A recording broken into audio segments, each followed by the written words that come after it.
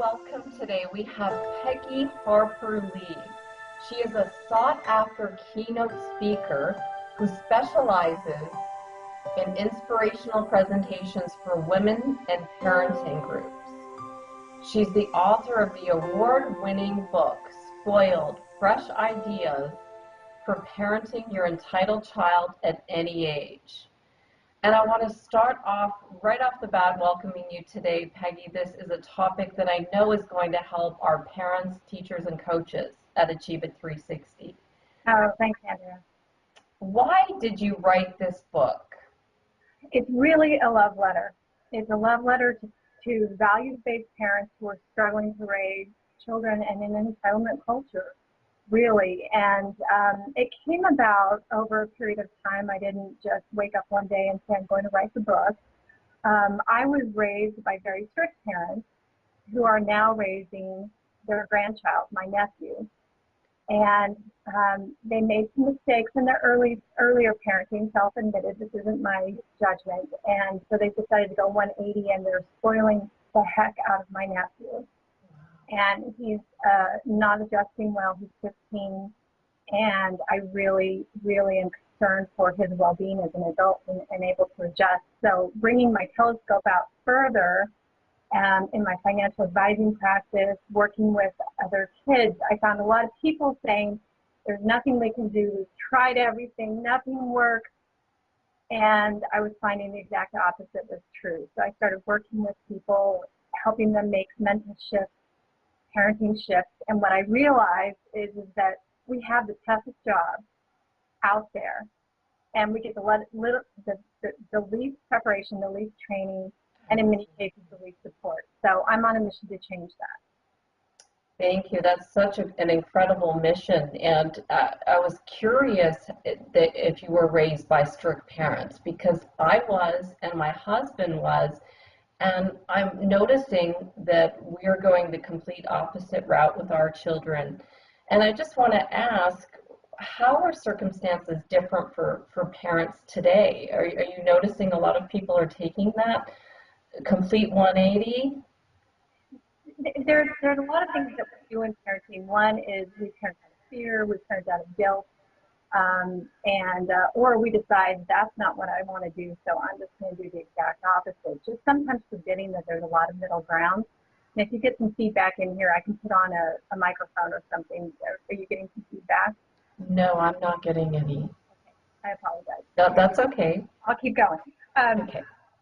So but what really changed in the research that I did is that we went from children are seen and not heard, which has its flaws as well, and then we hit the child-centered parenting era. And that field was, we love our kids, we want to give them the best. We really shifted the focus away from parenting to making the child happy.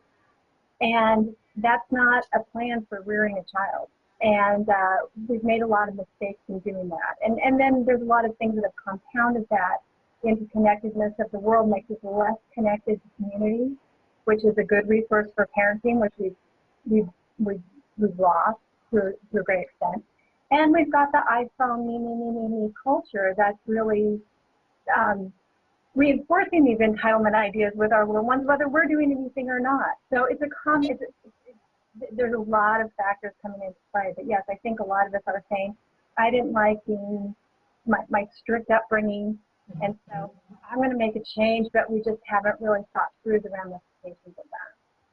Exactly. And I'll give you an example of something that's happened in my family situation, just to get your feedback on it. We went and took our daughter on a trip up north. We just went to stay in a hotel for the weekend, and I'm used to tantrums. If she has a tantrum at home or in a store, I'm used to that, and I'm always online researching to make sure that I'm doing the right thing as a new mom. But I wasn't prepared for her to have a tantrum this long in a public place, and she screamed for about 45 minutes in the hotel room because she wanted to go to the swimming pool that was closed. And I thought after 10 minutes, she will definitely stop and fall asleep. But she didn't. She screamed for a good hour. And the next morning, I had a note under the door. It was so embarrassing, from the person next door to us, who said, "You'll regret the day that when you realize you've spoiled your children." And my husband and I looked at each other and we thought, have we spoiled her? Is this where we are? And then when your book came in front of me, Spoiled, Fresh Ideas for Parenting Your Entitled Child, I thought, this is what we need. But is this something that's normal behavior for, at that time she was 2, and now I can't see that she's 4 now, I can't see that she would have this type of behavior for that long, but from an outsider's point of view, um, have we spoiled her, and how do we get back on track? Well, you're obviously a parent, and it's hard for me to say, because I will say kids what we teach them. And engaging in tantrum behavior, every 2 years throws a tantrum. I haven't met one yet that does. An hour is a long time. So what that tells me is that she's probably learned that that's an effective mechanism to get what she wants. And I'm not saying that you've done it every time, but what we don't understand sometimes as parents is that operant conditioning says that if we're inconsistent even a little bit, then that reinforces the exact behavior that we want to eliminate. And that's so important when they're in their 2s. And it's hard to stay consistent. You're looking at that cute little face. She probably had pigtails on. It can be hard. But yeah, I mean, that's one of the times where we can, you're smart to say, be asking yourself those questions, because it just gets worse. And now's the time to really re-engage her on a different level. They, like I said, they're smart. They learn what we teach them, so she can learn something new. Be prepared, though. I mean, if you've got some behaviors like that and you start to change your tactics, it's going to get worse. Now, like you said, she's out of the tantrum stage, so it likely won't be tantrums, but they know how to get what they need from us, because they haven't distinguished between a want and a need yet, so everything's a need. And she learned her tactics that work with you. So if you're finding that that's not how you want to parent and you change that, she's going to pull out a nuclear war. Wow. But yeah, I'd say an hour is too long. I've got some work to do. Very excited to be speaking with you, because this is so timely, and a lot of my friends are also, depends on the age of the children, but they walk into a store and they say, this is what I want. And if you had a magic wand and could change anything about our parenting culture, what would it be?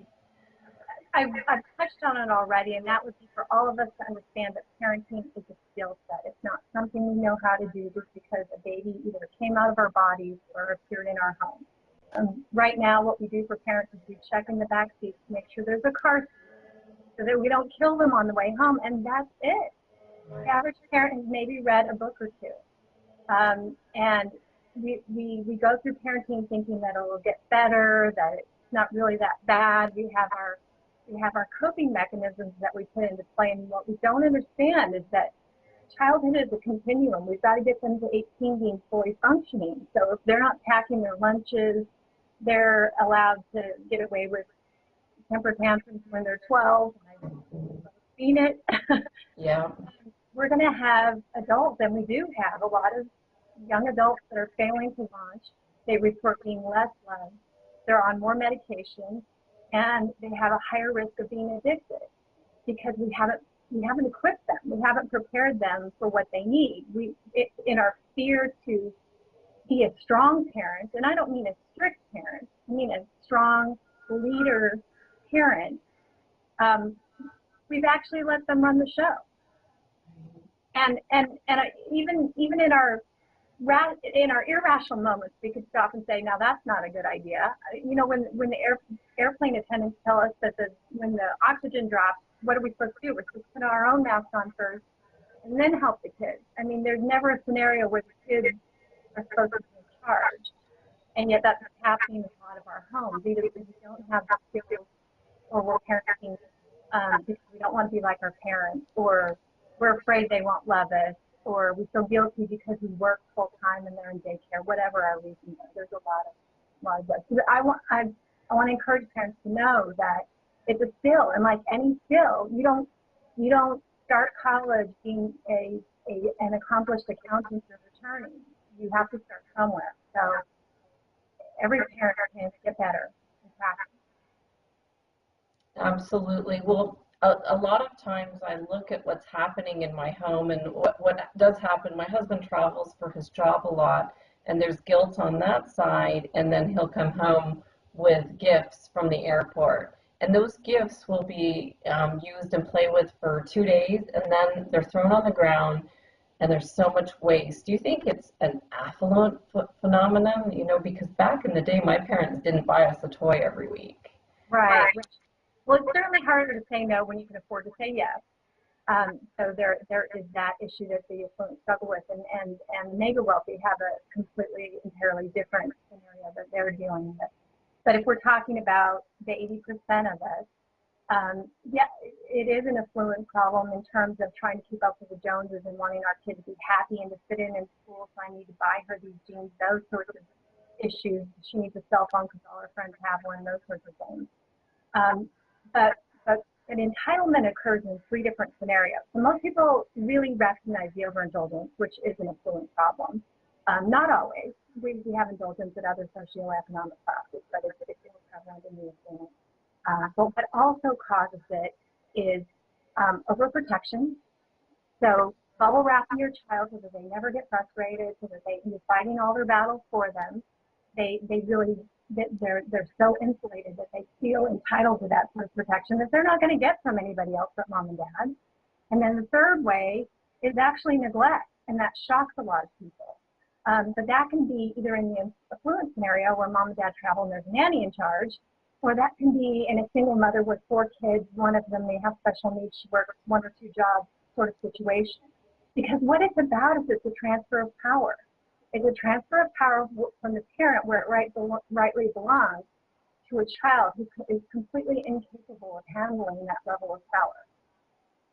So it's not an affluent problem. And that's why it's so widespread. How do you keep the power? What's the biggest tip? If you could say, Andrea, do this right now, keep the power. What's the secret? I have 2. I have more than that, but I want to share 2 with you and your listeners. The first is, I call it's chapter 14 in my book, and it's called Be the Rock. And a lot of times we lose our power because we get frustrated, or we don't know what to do, or we're just tired of our kids being up again. And what this chapter deals with is picture yourself, understand that it's your child's job to mess up. That's what they're supposed to do. Somehow we as parents are like, well, why did she do that? Why did he do that? Why does she keep doing that? It's her job. That's part of growing and learning. She needs you to push against and to teach her boundaries, and to teach her what she needs to know. So once parents make a mind shift from, why is she screwing up? Why is she doing all this stuff? To, okay, she's doing what she's supposed to. Now I can do what I'm supposed to. I can be this calm, steady, stable influence for her to keep coming back to. Once parents are able to make that mind shift, it makes a world of difference in their parenting, just a world of difference. Takes out that frustration, allows them to remain calm. I have a lot of tips on yelling or other situations for frustration. It's probably too much for today, but one of the best words in the English language, and it's not the word no, is the word oh. I read that in all of the testimonials. I was very curious about this. Is really, you're going to love this even more. Like the teen years, it's going to be used often, but it works even if it's, and it works with in other situations, coworkers that are just having a bad day, that sort of thing too. Husbands sometimes. my husband, oh, you're owing me. But how this works is it's a word that validates, tells the person you're listening, invites no argument, and allows you to collect your thoughts. So when you have this child that's just pitching a fit, throwing a tantrum, now obviously not so much with a 2-year-old, but certainly once they're verbal, and it takes a little practice because you can't be snarky. You can't say, oh, like you got to be careful with your own. With my tone. I know. I found that many mouthy situations between 10 and 18 were resolved by me saying, oh, because it would allow my child to get it off their chest, realize that I wasn't going to react, realize that what they were doing probably wasn't in their best interest. Right, and then correct it. And correct it and often apologize. And all in the time, one of your strategies, what I noticed, was counting to 10, and everything's resolved when you're counting to 10, and I'm working on that now to see, and they know they've been bad, and you're correct that within that time period, there's a lot of stuff that goes on, and if I'm calm and I don't say, be quiet, or stop that, so much is corrected in that time period. It is, and that's the goal. I mean, the goal of discipline is that you don't have to do it very much, because really what you're trying to accomplish is for them to discipline themselves. So that 10 seconds not only allows you to calm yourself, but allows them to, they've got parts of their brain that kick in. Their brains aren't fully formed, but they've got parts that'll kick in if given some time, and if you're not yelling at them. And yeah, 10 isn't 1, 2, 3, 4, 5, 6, 7, 8, 9, 10. It's which I did a few times before I got this technique down. It's a calm counting to 10 where you're just relaxing, and even if I've often thought about how much I love my child during that 1 to 10, right, or what strategy I could use to keep myself calm, or what good question I could ask back to my child instead of telling them what to do, or instead of berating them for their behavior to get through this process that would be a learning process. What's a really good question I can ask them? What would you do differently? How would you like to have handled that? How would you have appreciated if your friend handled it? Asking a good question back instead of just coming out with the first thing on the top of your mind, which isn't always good. This tip is so powerful, because but the first chapter of my book, The Secret for Teens, is on attitude, and we talk about the importance of responding instead of reacting. And that's easier said than done in a sports environment. A lot of teens say, how am I supposed to slow down if I'm on the field, my adrenaline's running, and you want me to respond instead of react? And so then there's strategies. Someone that I worked with said that if you put your tongue on the top of your mouth, it allows them to stop thinking about what's going on. It's a yoga move, and it's in line with what you're saying. Count to 10, slow down, strategies to just start and think of what else you can do instead of screaming, because screaming and yelling and all of that just escalates, and then nothing is solved. So I think that is huge, which is lasting, right? Yeah. We just model for them when I'm frustrated. I'm going to yell my head off and say things that I'm going to regret later. Right. Yeah. Definitely not what we want to do. And all of us have done it, so I'm not pointing the finger at anyone. But I have parents who come to me and say, I just can't stop yelling, and that's the first conversation I have with them. Were you yelled at as a child? How did you feel? Is that what you want your child to feel? But I just can't stop. Yes, you can. Now let's work on, do you want to stop is the question. And if the answer to that is yes, then we need to figure out how, and there are strategies. Incredible. Well, I'm so thrilled to have discovered you. I'm going to keep researching you. I have a lot of work to do in my own life, and as I'm working with parents, teachers, and coaches, I'm going to use you as a resource, because this is so powerful what you've created. Your book is just so timely, because I don't want to raise entitled children.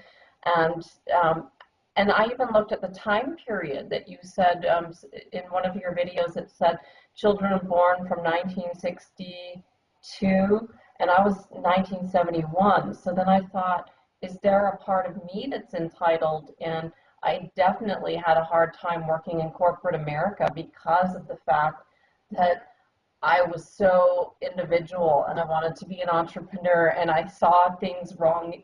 When I was a teacher, I saw things wrong with the way things were going. I wanted to change things up, and I thought, is a part of me entitled? That's why I just want to do my own business. So is that what happens? A lot of people... My next book is called Spoils of Success, and another one I'm working on is Spoiled at Work. So yes, there is this element of entitlement, and honestly, you don't want to get rid of all of it because there's self-preservation involved, and you do need to self-care and those sorts of things. So I don't want to make it sound like you put yourself last. That's certainly not what I'm saying.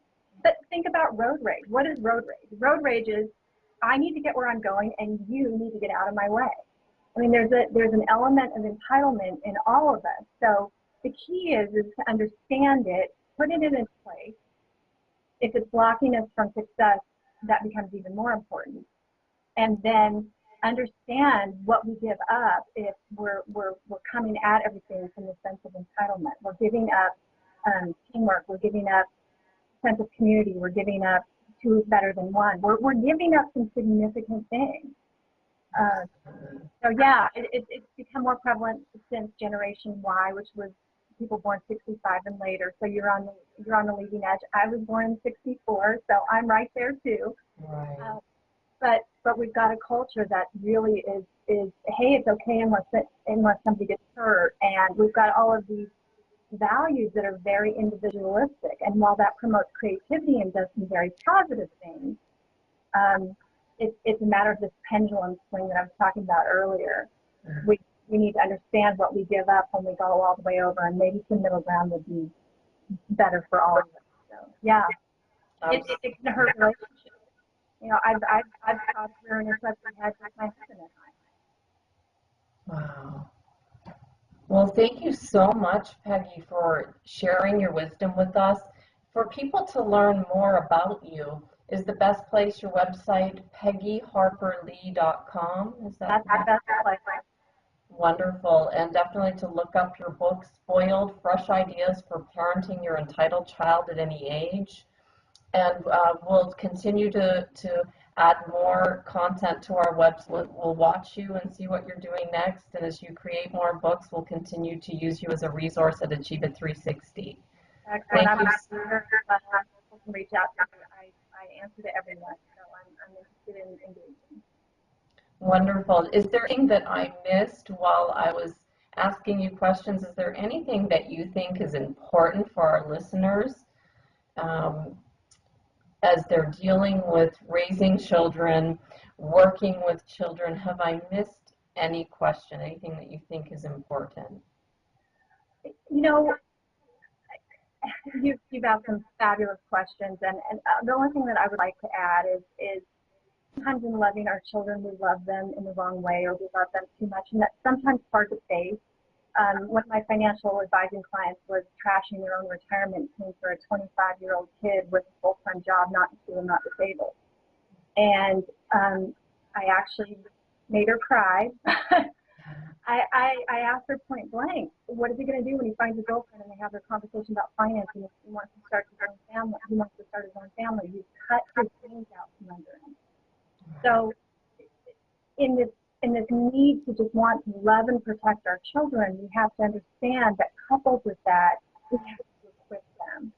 And there's no shame in saying, I don't know how to do that. There's no shame in saying I need help doing that. But people who are sitting there saying, hey, could this be a problem? Good for you.